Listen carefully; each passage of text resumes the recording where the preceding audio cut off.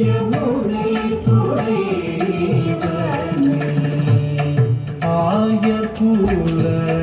ஆயர்குலத்தின் தோன்றும் அணி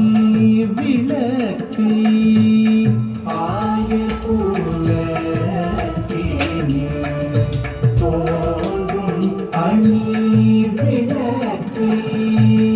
தாயை குடல் விளக்கம் செய்த தாமோதரனே தூயமாய் வந்து நாம் தூமலர் தூவி தொழுது தூயமாய் வந்து நாம் தூமலர்